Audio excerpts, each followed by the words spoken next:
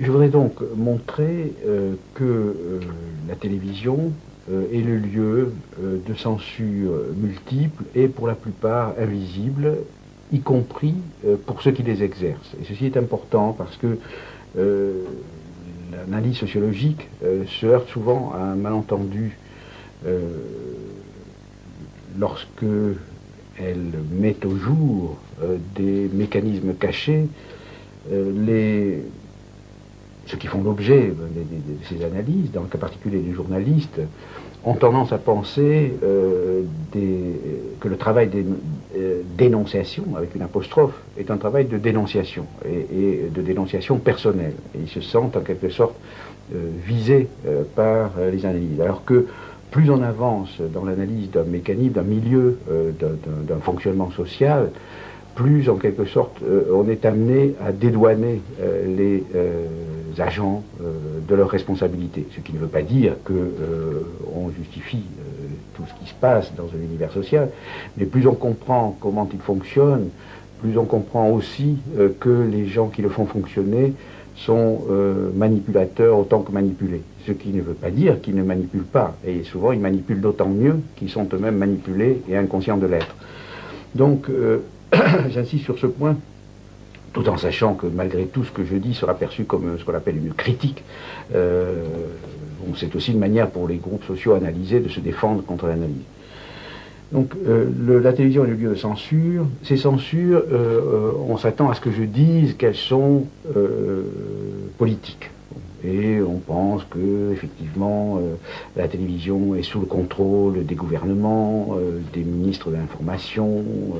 On proteste contre le fait que la France est un ministre de l'information, ce qui évidemment n'est pas très défendable, mais l'important n'est pas tellement là. On peut penser aussi aux censures économiques. En fait, il est vrai qu'en dernier ressort, on pourra dire que ce qui pèse sur la télévision, c'est toute la logique économique.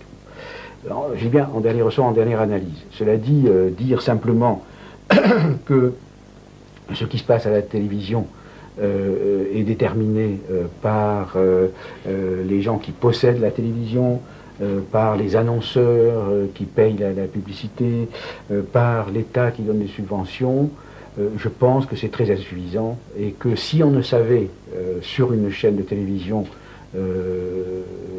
que le nom du propriétaire, la part des annonceurs dans le budget, des différents annonceurs, etc., et le montant de subvention, on ne comprendrait pas grand-chose. Ouais, ce sont des choses tellement grosses et grossières que la critique la plus élémentaire les perçoit.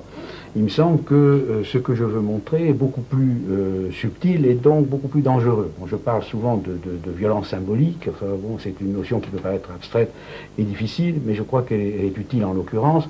La violence symbolique est une violence, ce sont des coups en quelque sorte, qui s'exercent avec, en quelque sorte, la complicité tacite de ceux qui la subissent et de ceux qui l'exercent, dans la mesure où les uns et les autres sont inconscients de subir cette violence.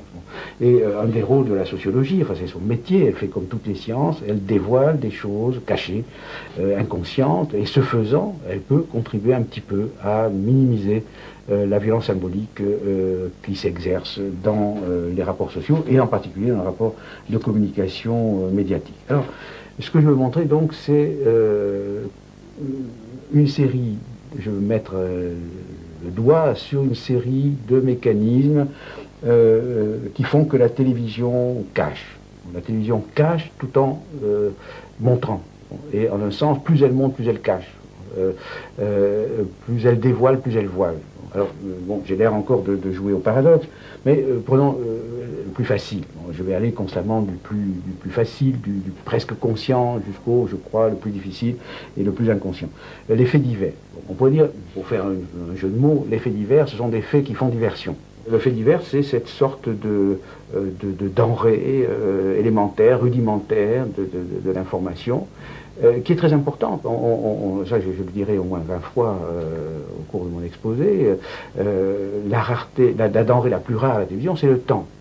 Bon. penser qu'on emploie des minutes si précieuses pour dire des choses si futiles, ça veut dire que ces choses si futiles, en fait, sont très importantes dans la mesure où elles cachent les choses précieuses, elles cachent les choses importantes. Alors, si j'insiste sur ce point, c'est qu'on sait par ailleurs qu'aujourd'hui, je n'ai pas les chiffres précis en tête, je n'ose pas les dire de mémoire, on sait qu'aujourd'hui, une proportion très importante, qui est de l'ordre de plus de 50% des gens, ne lisent aucun quotidien. Autrement dit, sont voués corps et âme à la télévision. Or, si elle fait ce que je dis, c'est-à-dire si par exemple en mettant en tête des faits divers, or vous pouvez vérifier, prenez France Info, dans 5 minutes, on peut faire la vérification, on va commencer par un fait divers, et de plus en plus, et puis quand ce n'est pas la page sportive, etc. Bon, en remplissant ce temps rare avec du rien, avec du vide, ou du presque rien, on écarte les informations pertinentes que devrait posséder le citoyen pour exercer ses droits démocratiques. La télévision a cette propriété qu'elle montre, bon. Mais on peut paradoxalement cacher en montrant. Bon, alors évidemment, en montrant autre chose que ce qu'il faudrait montrer, bon, si on faisait ce qu'on est censé faire, c'est-à-dire informer, mais on peut aussi cacher en montrant ce qu'il faut montrer, mais en le montrant de telle manière qu'on ne le montre pas, en montrant de telle manière qu'on le décompose, ou on le déconstruit, on le rend insignifiant, ou au contraire qu'on le construit de telle manière qu'il prend un sens qui ne correspond pas du tout à la réalité. Alors sur ce point, j'aurai l'embarras du choix, mais je prends 2 exemples qui sont empruntés à un très beau travail de Patrick Champagne dans La misère du monde. Patrick Champagne a fait un chapitre consacré à la représentation que les médias donnent des phénomènes de misère, de qu'on appelle de banlieue, etc., etc. Et il montre comment les journalistes, portés à la fois par les propensions inhérentes à leur métier, à leur vision du monde, à leur formation, à leur, à leur disposition, etc., mais aussi par la logique de la profession dans laquelle ils se trouvent, etc. Il montre donc comment les journalistes, sous ces différentes contraintes, sélectionnent dans la réalité sociale et dans cette réalité particulière qu'est la vie des banlieues, un aspect tout à fait particulier et qui ne correspond en général pas à grand-chose. Alors, autrement dit, pour dire les choses très simplement, les philosophes appellent ça des catégories. Ce sont des catégories, ce sont des structures invisibles, bon, qui sont le principe de ce qu'on voit et de ce qu'on ne voit pas. Bon, la métaphore la plus commode qu'emploient les professeurs qui veulent enseigner Kant, ils disent au fond ce sont des lunettes. Bon, et je pense que c'est pas faux, ce sont des lunettes, mais d'un type très particulier, des lunettes qui structurent d'une certaine façon, qui disent ça c'est important, ça c'est pas important, ça c'est bien, ça c'est mal, ça c'est masculin, ça c'est féminin, etc. Bon, alors ces catégories, nous en avons plein la tête, elles sont le produit de notre éducation, de l'histoire, etc., etc. Et les journalistes eux-mêmes ont des catégories à partir desquelles ils voient certaines choses, ils n'en voient pas d'autres, hein, et ils voient d'une certaine manière les choses qu'ils voient. Voilà les 2 procédés. Ils opèrent donc une sélection et une construction de ce qui est sélectionné. Alors, principe de sélection. Le principe de sélection, c'est le sensationnel. C'est donc ce qui est sensible, immédiat, mais alors c'est encore trop vague. Le sensationnel, c'est aussi le spectaculaire. On est dans une logique du spectacle, on filme, etc., donc il est normal qu'on filme des choses spectaculaires. La télévision appelle en quelque sorte du spectaculaire, du sensationnel, elle appelle à la dramatisation, elle appelle à la vision dramatique, et un des problèmes étant d'avoir l'ouverture du journal. Il va y avoir une compétition entre les journalistes pour avoir l'ouverture, une compétition entre les journaux pour avoir la meilleure ouverture, etc., et tout ça va porter à la dramatisation.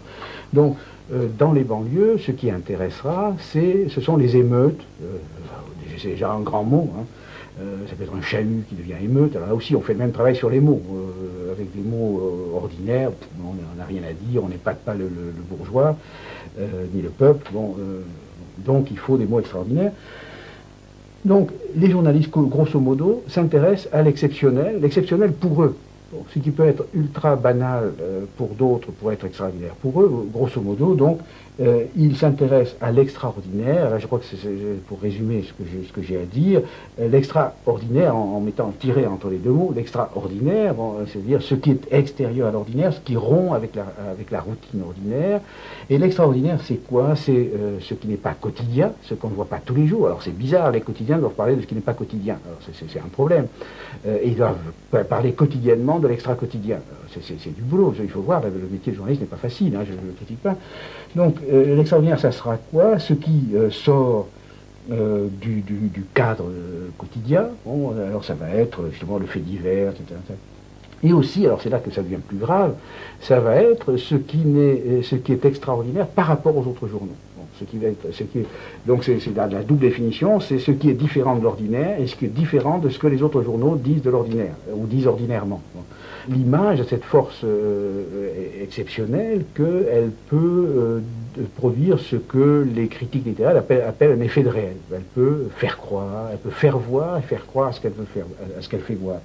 Et cette sorte de puissance d'évocation a des effets de mobilisation. Elle peut faire exister pas seulement des idées, pas seulement des images, des représentations, elle peut faire exister des groupes. Alors, il y a un autre exemple que prend Patrick Champagne dans son texte, c'est la grève des lycéens des années, je ne sais plus, il y en a eu tellement, grâce à Dieu, bon, c'était une des grèves des lycéens. Et bon, c'était un petit événement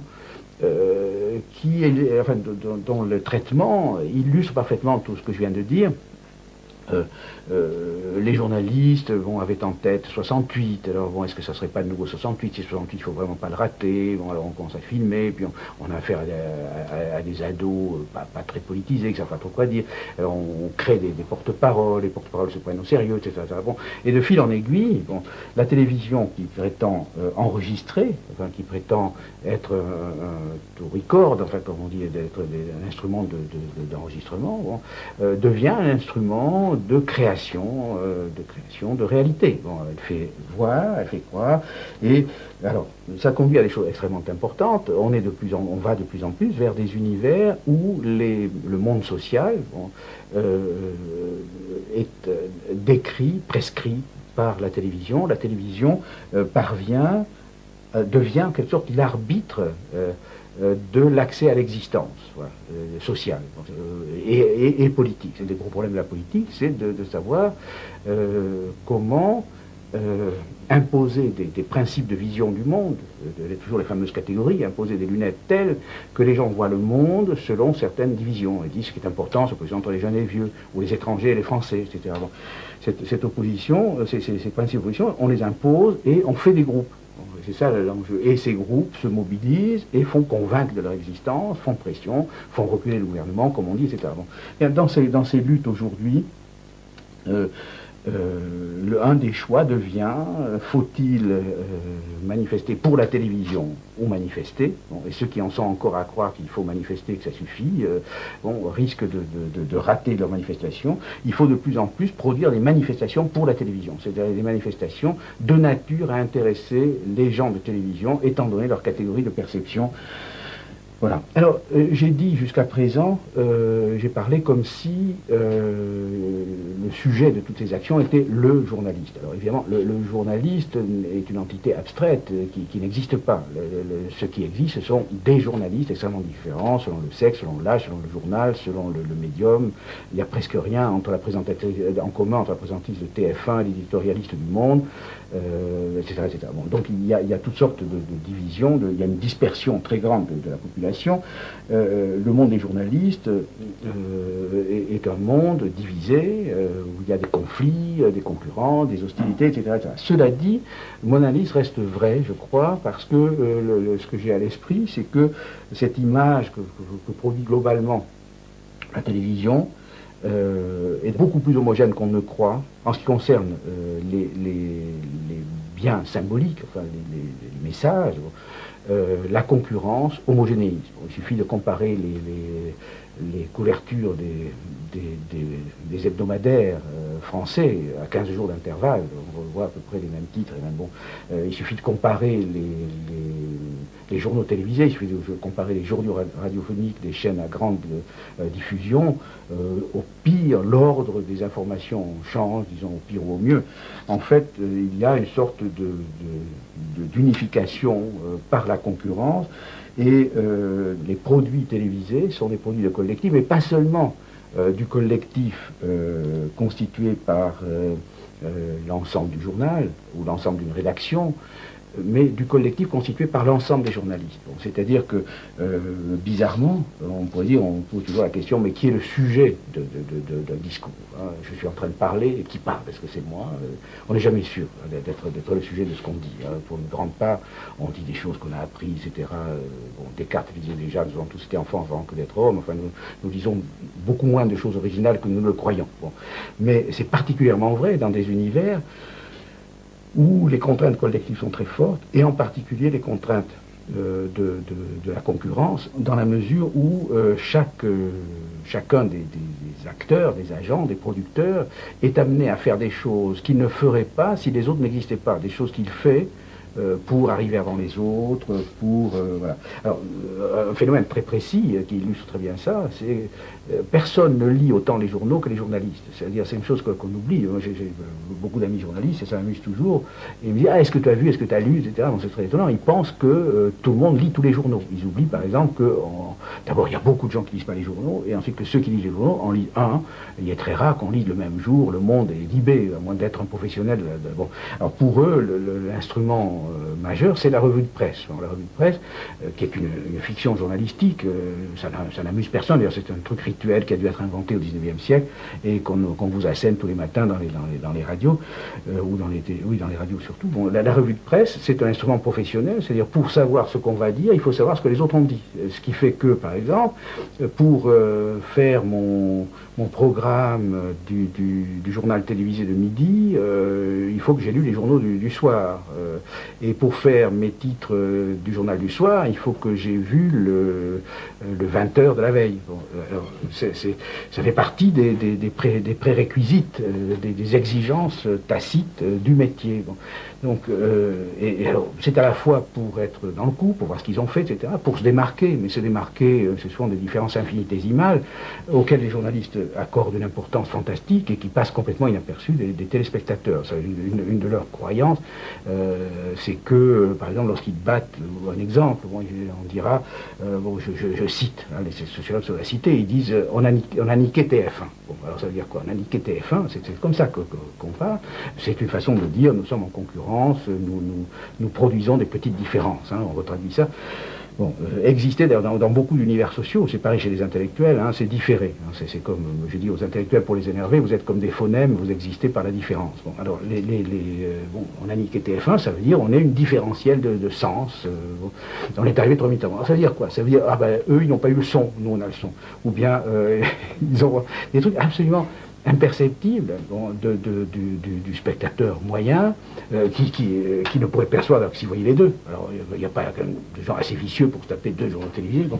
Donc de toute façon ça passe complètement inaperçu et ça reste et en même temps c'est très important du point de vue des producteurs qui agissent en vue de produire des différences dont personne ne s'aperçoit, mais parce qu'ils ont l'idée que ces différences étant perçues, elles contribuent à l'audimat.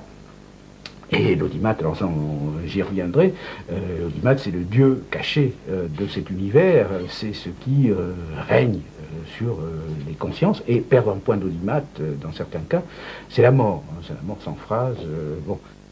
Si on se demande, enfin, c'est une question qui peut paraître naïve, comment sont informés les informateurs? Bon, ces gens qui sont chargés de nous informer, comment s'informent-ils? Bon. En gros, les informateurs sont informés par d'autres informateurs. Il y a une sorte de cercle de l'information. Bon, bien sûr, il y a l'AFP, il y a les agences, etc., mais une part très importante, peut-être la part essentielle, celle qui décide, c'est conduit à décider cette sorte de méta-information, d'information sur l'information qui permet de décider ce qui est important, ce qui mérite d'être transmis, etc.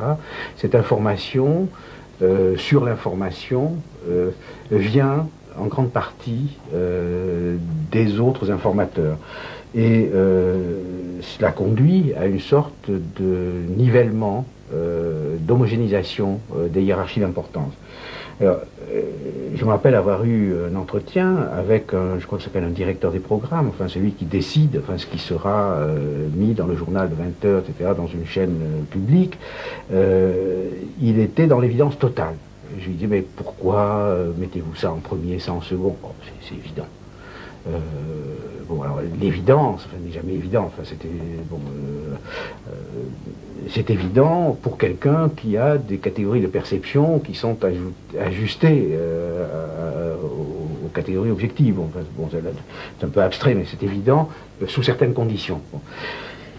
Et évidemment, dans les différentes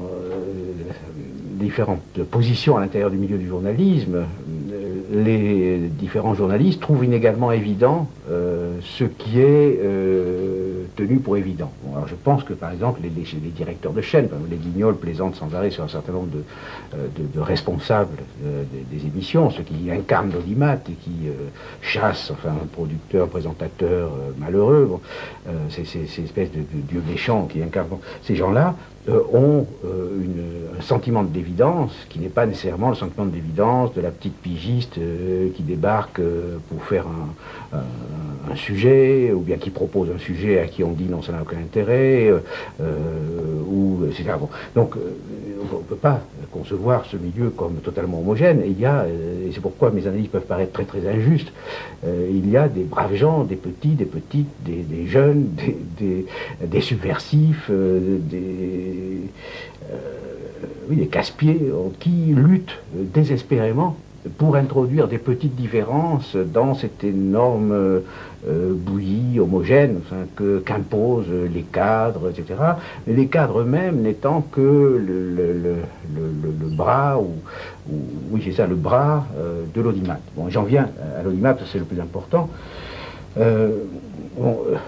L'audimat, donc, c'est cette mesure du taux d'audience dont bénéficient les différentes émissions, et il y a des mécanismes, enfin actuellement, dans certaines chaînes, qui permettent de vérifier l'audimat quart d'heure par quart d'heure, etc. Donc on peut voir quand ça baisse, etc. Et même, ça c'est un perfectionnement qui a été introduit récemment, on peut même voir les variations par catégorie sociale grossière, etc., etc. Donc on a une connaissance très très précise enfin, de ce qui passe et ce qui ne passe pas, etc. Et cette sorte de mesure est devenue le jugement dernier.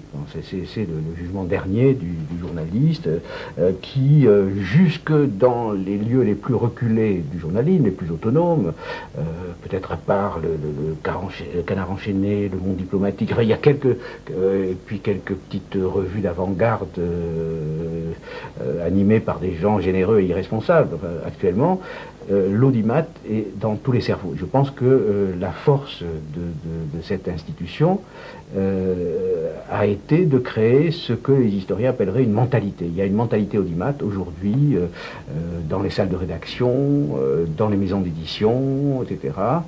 On pense en termes de succès commercial. Bon, parce qu'audimat, ça veut dire ça. C'est pas dire le succès démocratique, ça veut dire le succès commercial. Et bon, il y a simplement une trentaine d'années, et ça depuis le milieu du XIXe siècle, depuis Baudelaire, Flaubert, etc., le succès commercial pour un écrivain était suspect. Le succès commercial, enfin pour un écrivain, oui c'est ça, dans le milieu des écrivains d'avant-garde, des écrivains pour écrivains, des écrivains reconnus par les écrivains, de même pour des artistes reconnus pour les artistes, le succès commercial immédiat était suspect. On y voyait un signe de compromission avec le siècle, avec l'argent, etc., etc. À travers l'audimat, c'est la logique du commercial, bon, qui s'impose aux productions culturelles. Or, il est important de savoir que, historiquement, toutes les productions culturelles que nous considérons, au moins moi, et un certain nombre, heureusement, je ne suis pas le seul, j'espère, qu'un certain nombre de gens considèrent comme les productions les plus hautes de l'humanité, les mathématiques, la poésie, la littérature, la philosophie, etc. Toutes ces choses, enfin, bon, ont été produites contre l'équivalent de l'audimat. Elles ont été produites contre la logique du commerce. Or, donc, voir se réintroduire cette mentalité audimat jusque dans les univers de production d'avant-garde, jusque chez les éditeurs d'avant-garde, jusque dans les institutions savantes, qui se mettent à faire du marketing, etc. Bon, c'est très très inquiétant parce que cela risque de mettre en question les conditions mêmes de la production de ces œuvres ésotériques, réservées à quelques-uns, mais qui en même temps sont les accomplissements les plus hauts de l'esprit humain. Donc l'audimat presse et introduit la logique du commercial. Et alors sur la télévision, il exerce un effet tout à fait particulier, c'est qu'il se retraduit par la pression de l'urgence, la concurrence entre les journaux, la concurrence entre les journaux et la télévision, la concurrence entre les télévisions prend la forme d'une concurrence temporelle pour le scoop, pour être le premier. Et par exemple, dans un livre de Alain Accardo, où il présente un certain nombre d'entretiens avec des journalistes, il montre comment les journalistes de télévision sont amenés, parce que tel médium, telle télévision concurrente a couvert une inondation, à aller couvrir l'inondation en essayant d'avoir quelque chose que l'autre n'a pas eu. Enfin bref, il y a des objets, les inondations, les incendies, les catastrophes, etc., qui sont imposés aux téléspectateurs parce qu'ils s'imposent aux producteurs, et ils s'imposent aux producteurs parce qu'ils sont imposés aux producteurs par la concurrence avec d'autres producteurs, etc. Cette sorte de pression croisée que les journalistes font peser les uns sur les autres, donc, est génératrice de toute une série de conséquences qui se retraduisent par des choix, par des absences, par des présences, etc.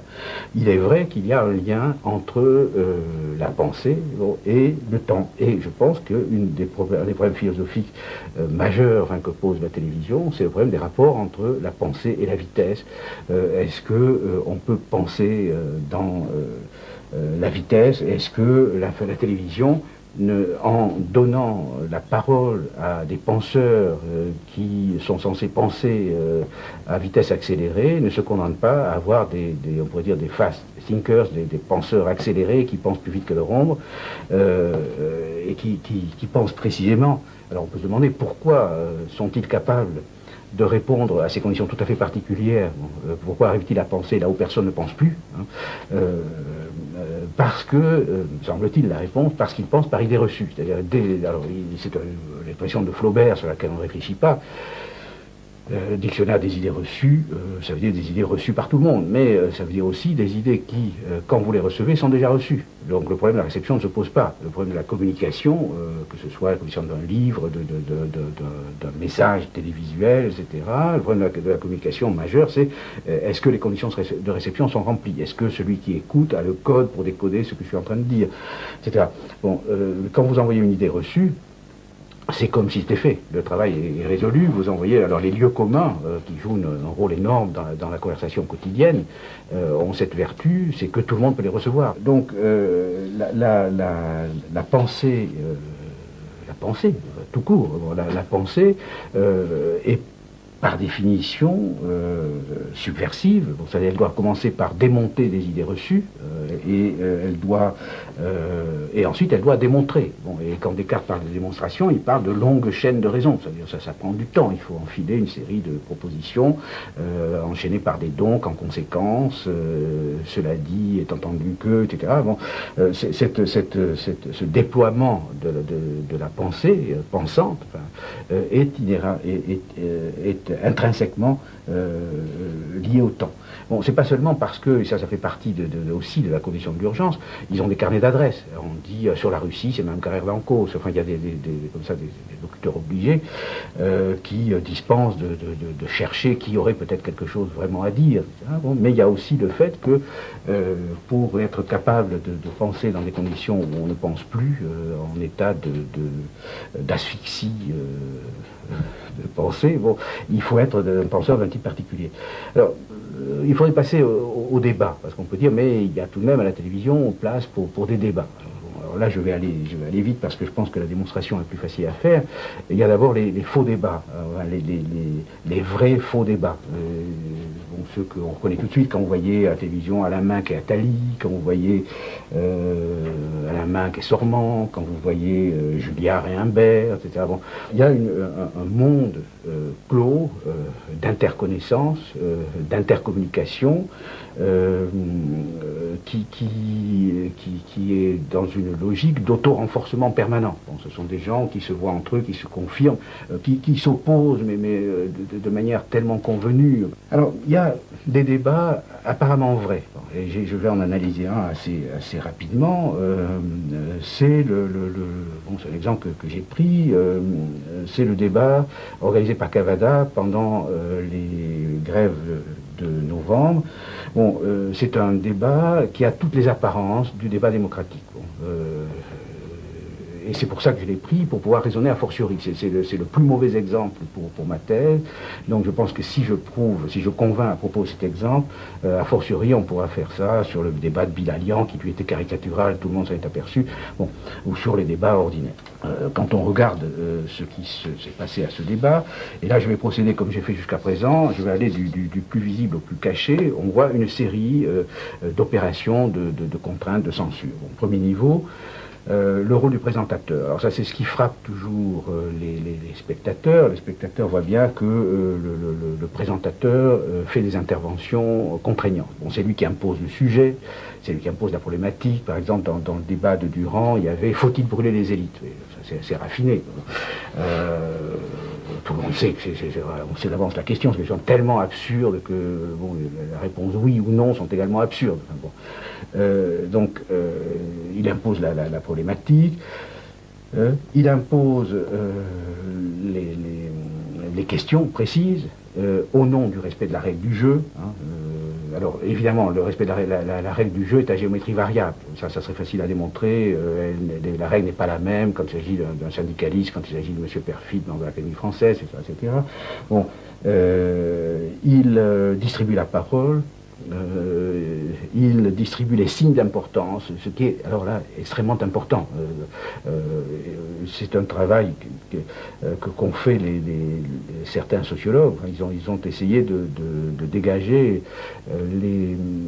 l'implicite de la communication, l'implicite non-verbal de la communication verbale. Bon, c'est-à-dire que nous disons autant par les regards, par les silences, par les gestes, par les mimiques, les mouvements des yeux, etc., que par la parole elle-même, bon, et aussi par l'intonation, par toutes sortes de choses bon. Or, ce qui est important, c'est ce qui devrait décourager les fanatiques des miroirs de Narcisse, c'est devrait les décourager d'y aller. En fait, on livre énormément plus qu'on ne peut contrôler. C'est impossible. Il y a tellement de niveaux dans l'émission, ne serait-ce que du langage. Enfin, si on contrôle le niveau phonologique, on n'y contrôle pas le niveau syntaxique. Enfin bref, il y a tellement de choses à contrôler. Et si en plus on ajoute le geste, etc., il y a tellement de choses à contrôler que personne, même le plus maître de lui-même, à moins de jouer un rôle ou de faire la langue de bois, ça c'est une des fonctions de la langue de bois, jouer un rôle finalement, personne ne peut tout contrôler. Bon. Alors, le présentateur lui-même intervient par le langage conscient, sa manière de poser des questions, par exemple son ton.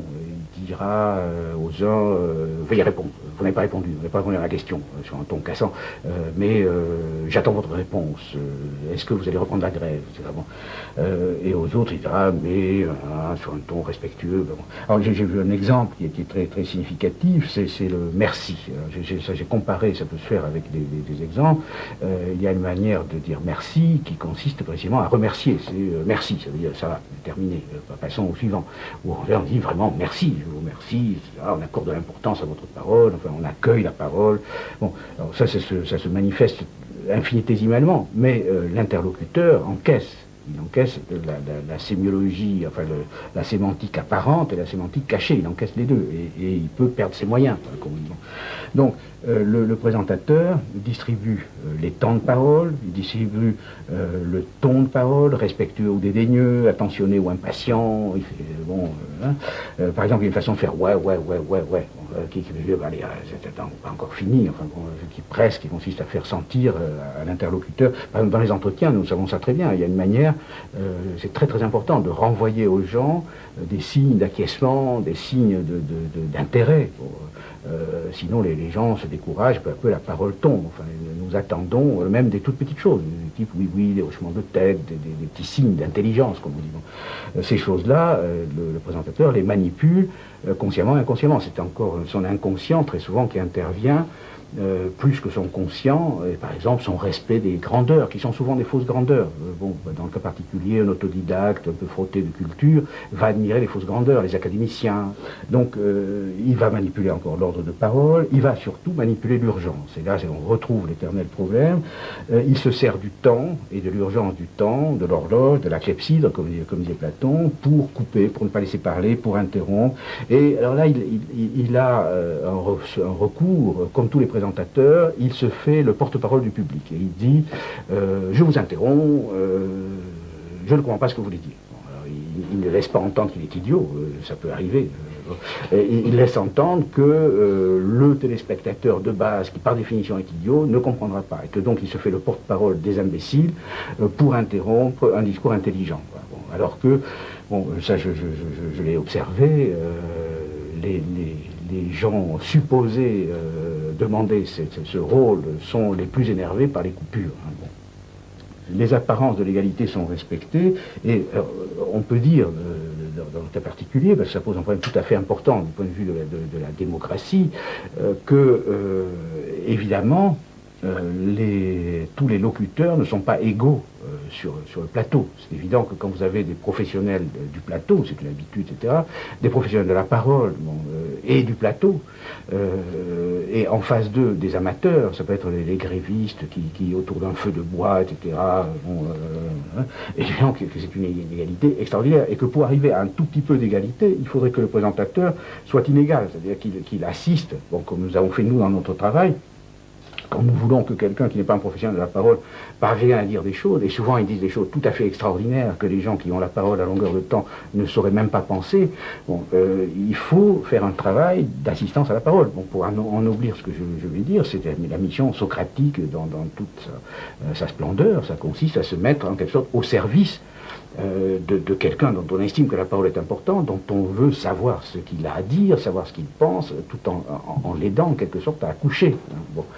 Or, c'est pas du tout ce qu'ils font. Non seulement ils n'aident pas les défavorisés, si on peut dire, mais ils les enfoncent.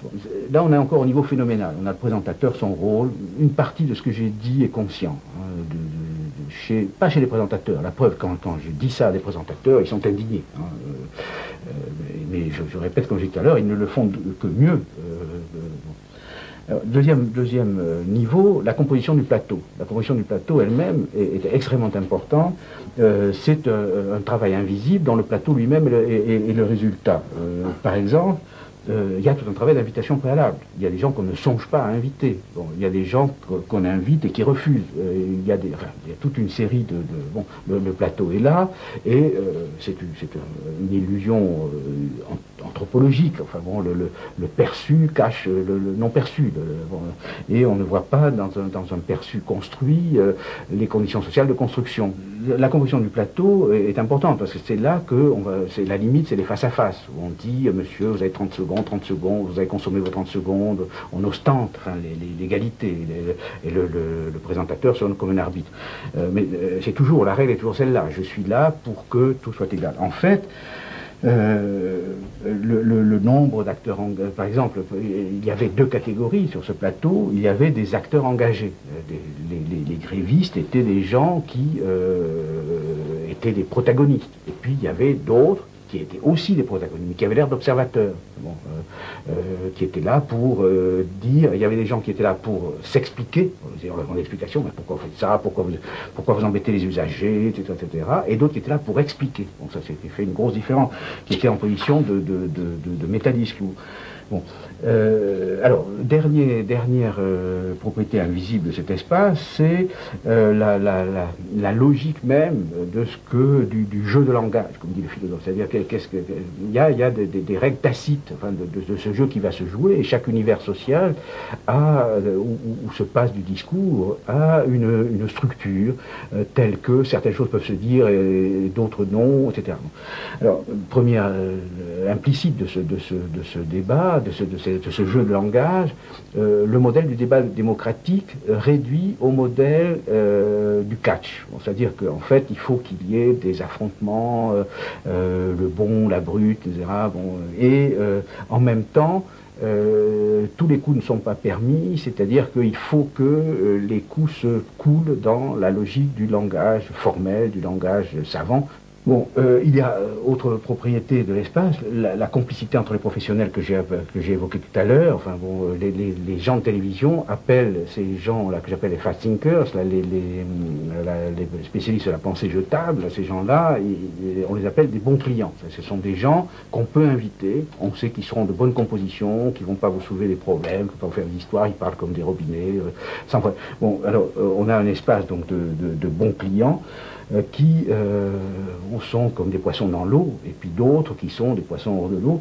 Bon. Et puis, enfin, dernière chose invisible, c'est l'inconscient. Ça, j'y fait allusion constamment. L'inconscient des présentateurs, et moi, il m'est arrivé très souvent, même en face de journalistes très favorables, très bien disposés à mon égard, d'être obligé de commencer toutes mes réponses par une mise en question de la question. Bon, c'est-à-dire les questions, le journaliste, encore une fois, il a ses lunettes, il a ses catégories de pensée, etc. Il vous pose des questions qui n'ont rien à voir avec rien, enfin, qui vont par exemple sur les problèmes des banlieues, ils ont tous les fantasmes que j'ai évoqués tout à l'heure, et avant de pouvoir répondre, il faut dire poliment, oui, votre question semble se poser, mais il me semble qu'il y a une question plus importante, etc. Et quand on n'est pas un tout petit peu préparé, on répond à des questions qui ne se posent pas, qui ne se posent que dans la tête des journalistes.